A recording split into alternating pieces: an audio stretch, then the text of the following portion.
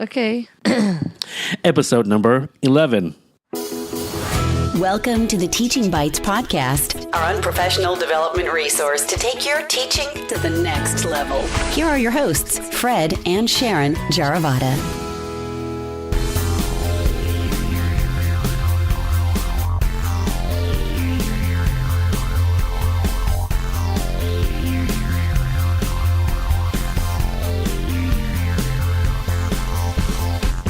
Welcome to our show where we share bite-sized tips and ideas so you can make them your own. Whether you're a new teacher or a veteran teacher that needs an extra spark, we're here to help you take your teaching to the next level. She's Sharon. And she's Fred. And welcome, everyone. Hello. This is episode 11, and this is a two-parter. This is the first part of two, where we share and talk about our favorite productivity tools. These are tools that help us in our profession. They're not the typical suites like the Google app for education suites or the iLife suite or the Microsoft Office suite, like Microsoft Word, PowerPoint, Excel. We're not talking about those type of tools. But we're going to talk about our own, what we do that helps us in our teaching and our profession, and also actually it really helps us in our profession, in our personal lives also. I'm going to talk about Google Apps for Education. Well, okay, she is going to talk about Google Apps for Education. All right, okay, that's cool. But yeah, we're going to talk about these tools. All right. Yeah, and then the next one we're going to talk about what we use with what students use. What students tools use. they exactly. use. Tools and apps and so on. That will be the next episode. All right, so fun fact for 11. There's 3 films. Ben-Hur, Titanic, and The Lord of the Rings, Return of the King. They have each won 11 Academy Awards, including Best Picture. Pretty so cool. I didn't know that. Oh, wow. Each of those 3. Oh, Titanic is up there? Really? Wow. Titanic is the Leonardo DiCaprio. And Kate Winslet. Yeah. And they're doing pretty well still. Right. Okay. So, shall we? Yeah, let's go. What are your favorite All right. So tools? my tool. Okay, what I do.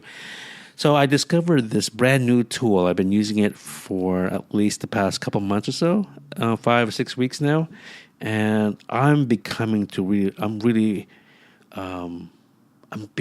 it a lot. It's called Trello, Trello. It's a management collaboration tool where myself and my team, like in Sharon's case, we can share notes. I can use it personally as a note system, which I do a lot, but I can include Sharon and anyone else, part of a team, whatever we're working on, and to collaborate on what to do, what to-do list, and so on. This came from the Kabana system from Japan, and a lot of the car companies there, like Toyota. Back in the 80s, they used this kind of system. Trello is just the app that they took their the Toyota Kabana in Japan system and made it their own. It's a very simple, very looking app. They're boards. Every board, you can make as many boards as you want, and in those boards, you have lists, and those lists each in turn have cards, and in those cards you will have an item, like say I have a to-do list for this week. That's in one list. I have another list next to it called Doing Now, and I have another list next to it called Done. So for to do this week, I need to send an email to a parent, or I need to send an email to someone. I click it, drag it, and drop it into the Doing Now section list so that it reminds me what I'm doing. And behind those, cards, you can add more detail. You can attach a photo. You can put links. Wow. Yeah. You can put a lot of more information on there, and you can assign people to those cards, those particular cards in that list, which is pretty cool. Like if I put an email, we want to send an email this week, I can attach your name on it, and I can see the progress towards it, and then you can manually click and drag it to the done list. So I can see how this could be helpful for people with many tasks, because you know how we use reminders on our Apple devices, on an iPhone, and so it's kind of nice because we put our grocery list or our to-do stuff, but I can see how this can help people organize because it has the interim steps, like it has the doing now. Yeah, you create that yourself, so it encourages you to do that. You can make the steps in between instead of do now and done. But it's encouraging. You can do step 1, step 2, step 3, and so on. I know at school they use that. They use Trello. I think several schools actually use that for student assignments and student work that needs to be done. Now, the students cannot see each other's cards or their list. So it's only the teacher and so on can see. So you can customize their learning. Right. That way. Exactly. I think that's a pretty cool tool. There are other tools called like Asana and so on, but for my visual learning mode, I like Trello better. You could change colors and all that. So pretty cool. Can you get it? Rounded corners. Oh, okay. Yeah. And shadows. Can you do that? No, it's all flat design. Oh, okay. Cool. Can you get that on your phone? Yeah. And your it's a free iPad app. It's free. You could download that on your iPhone. I'm sure it does also on your Android and Windows Phone, BlackBerry. If you guys are still using BlackBerry, sorry. You can go ahead and download it there for free. It's also on the website. I say set it up on the website, Trello.com, Trello. Put it, log in there, download the app, and you'll sync up. And it's pretty powerful. It's simple yet powerful. All right, so my second favorite tool right now I've been using the past couple of months also. I rediscovered it. It's Siri. It's iPhone's Siri. I have an iPhone, and I'm beginning to like it more. You know, when Siri came out, I was thinking, it's a gimmick type of thing. Yeah. But because you could ask questions and find answers and so on. You know, like, you love what's the me? Meaning of life? You love me? Will you marry me? Yeah, all that crazy stuff. But now when I'm driving, you're not supposed to be texting and driving at the same time. So what's cool, you can hold down the home button on the iPhone, and then Siri will pop up and ask you, what do you want to do? And I'll say, Siri, send an email to Sharon saying, I will pick up the kids later on this afternoon before 5. And Siri will take that and will type it out for me automatically, and it'll ask me, got it, do you want to send? And I say, send, and it will send it to you. Yeah, it's been so handy because you showed me that like a couple weeks ago. Mm-hmm. And it's true, you're not supposed to be texting and driving. So sometimes I might not be able to let you know right away. So I could just hold it down, I'm driving, and then it will do that. So that was, I didn't even know that until you showed me. Yeah, I think a lot of people don't know that. But I think that's pretty cool. You could also send yourself email. So I can say, Siri, send me an email. And I choose my email, and I will put the subject and the notes in the email. I can do that through Siri. Pretty cool. Yeah. Another tool that I like using, and this is found in any kind of browser. I searched the internet a lot. Bookmarking is very important. I use Google Chrome a lot. I use a lot of the Google services.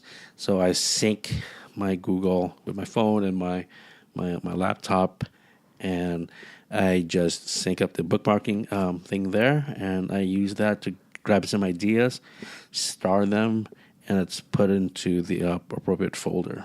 It's pretty cool. Actually, I do that with my class because, we have 4 desktops in my classroom, and I don't always put all the links bookmarks on my blog. So I'll just sign into my Gmail account, and all the bookmarks are pop up right there. They just populate. It's pretty cool. and it's free. Yeah. You know, Trello is free. Siri is free. You have to buy an iPhone for that, and bookmarking, but it's free also. You could do that on the Firefox. You could do that on Chrome, Safari, Internet Explorer, and so on. All the other Opera browsers. All right, so this one is the most expensive tool that I'm going to recommend that I use a lot. It's $49. It's called 1Password. It's a password manager system where it does what it says. I use 1Password to access all the logins and passwords that I have accumulated over the years. I think the last count I have about 185 logins from. I have 3 Google Gmail accounts. I have a couple Yahoo accounts over the years. All these forums I joined and so on. I don't remember the username or the password anymore. I use that 1Password to manage all that. I have to plug it in. I have to type it in, the email and the username and the password. So I have to do that. But once you set it up, it will remember, and then it will update when you change the password, which is amazing. It can also generate long passwords. So what I do, I have one password that I can log into the 1Password management system. And it's a 20-character password. And the best practices in doing that is make like an acronym with those words and use punctuation and hyphens, exclamation points, Right. and you do that. I do it a lot. Characters. Mm-hmm. But I also read another article came out the other day on a side note that that's not actually a good way to do passwords. That's what I read. So what are you supposed to do? Well, the person said use 4 unrelated words, put them together, and put a couple of numbers, dispersed in that 4-word password, unrelated. I tried that. I tried the Microsoft check the strength of the password. Microsoft has that. It's pretty cool. And it worked. It's pretty strong. It's pretty cool. As long as they're unrelated. So, yeah. So like basketball, iron, like basketball's word, Iron Man, I don't know, street. Fish. All those 4 words together, mash them up or put them together. Put and some put a uppercase That's it. and stuff. But you have to remember this. Yeah. So 1Password is really cool. It's $49 on the laptop, desktop. But if you have an iPhone, it's free. An iPad, it's free, which is pretty cool. So that helps me a lot because I'm trying to do some online banking on my phone. I don't remember the password because I need to create a long password for my banking login.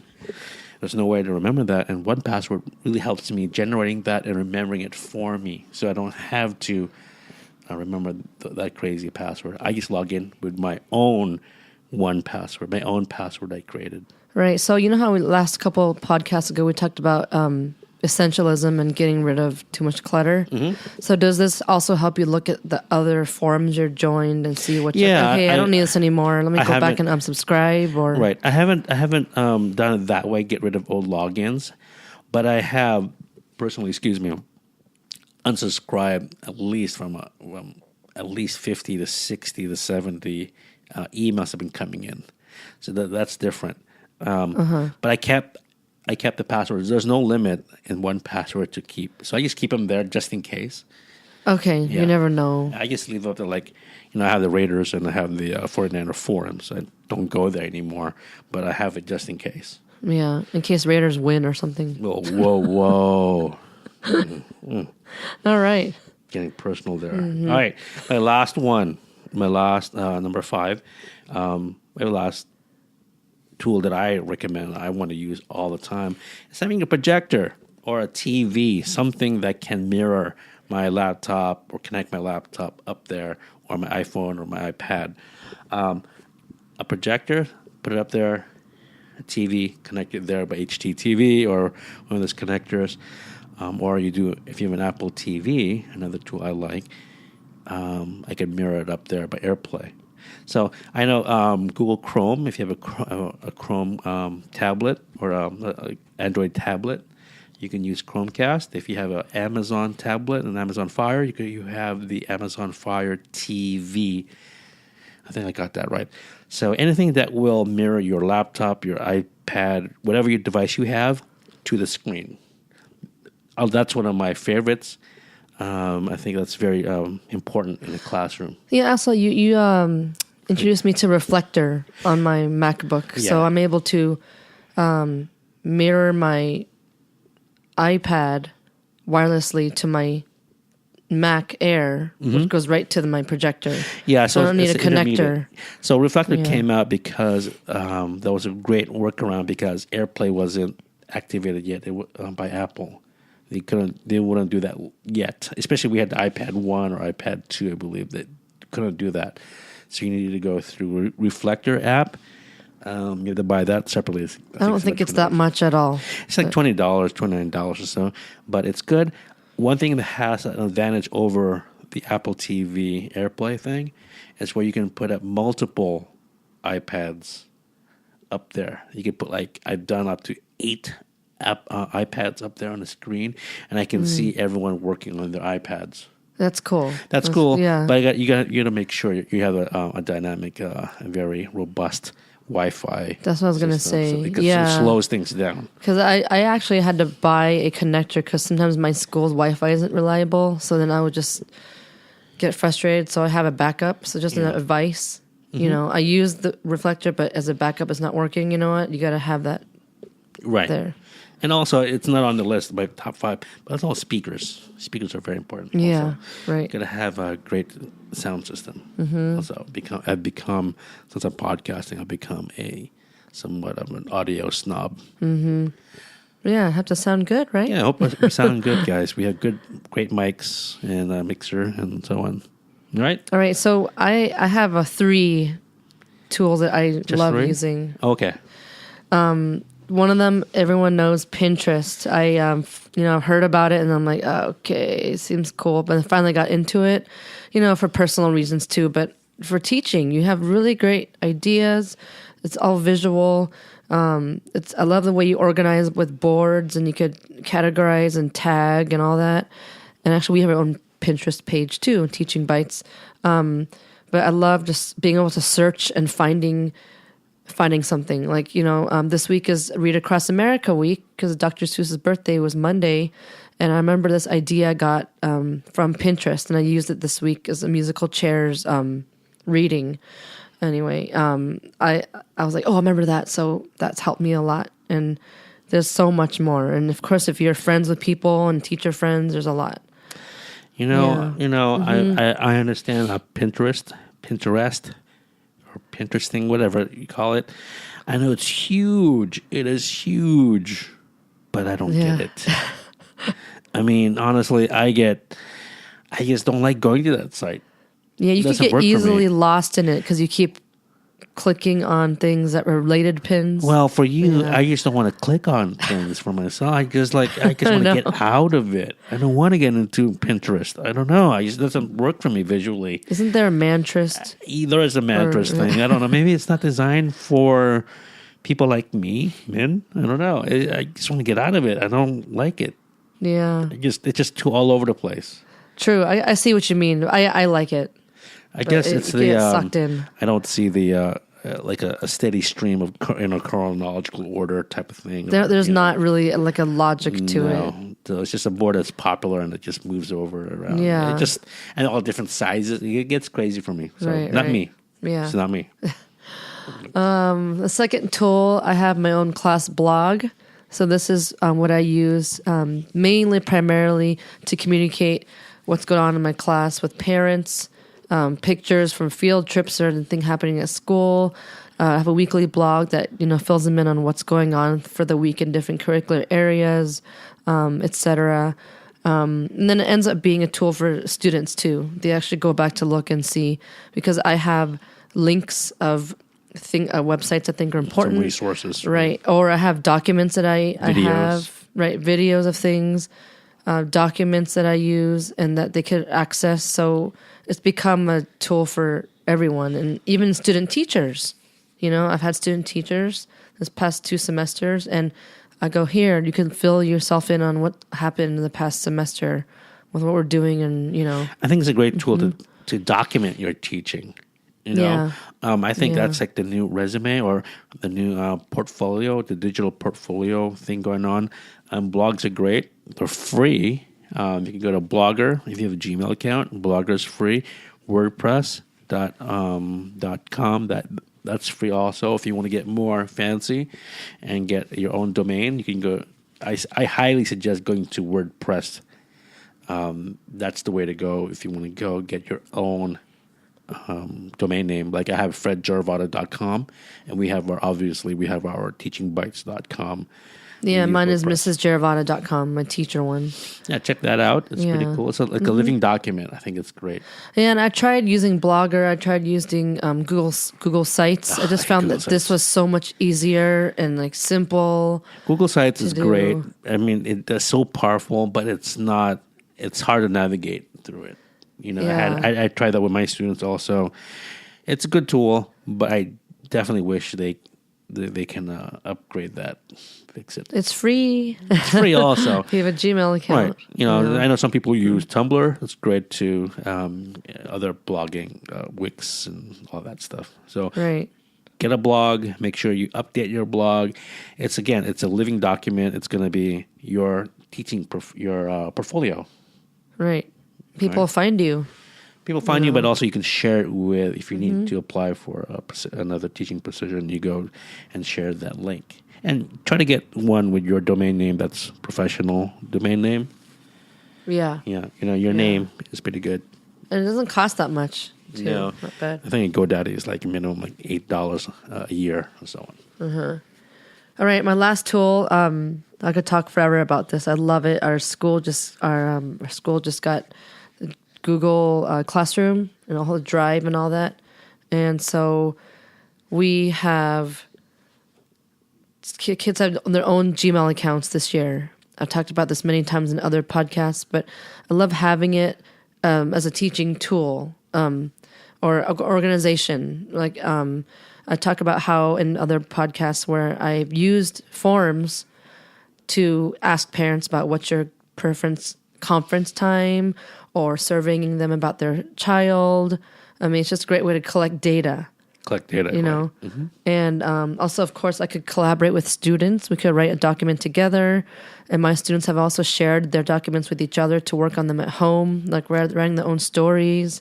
They've created their own presentations on slides and all that. So, it's so cool because you can comment on their work. Right. You're not even physically in the same room, but you comment on it. Yeah.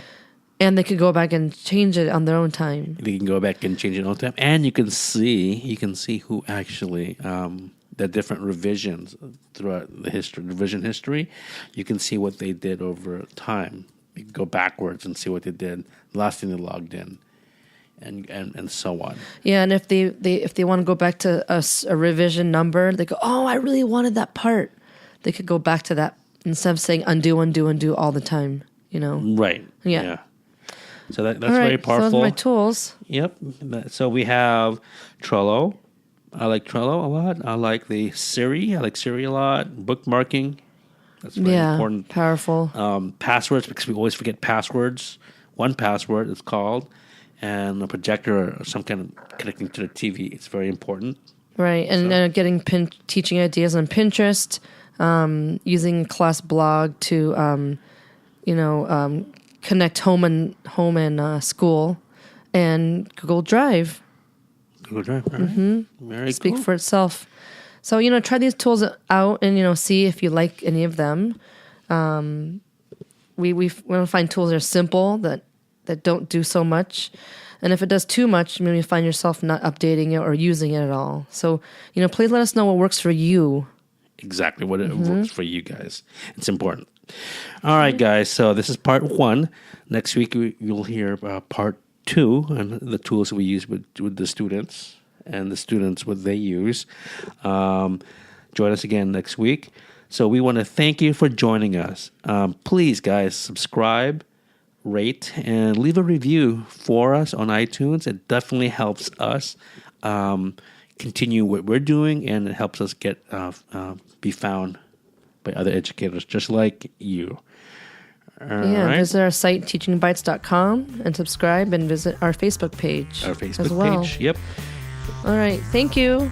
All right, guys, thank you. Bye. Thank you for listening to the Teaching Bites podcast at www.teachingbites.com.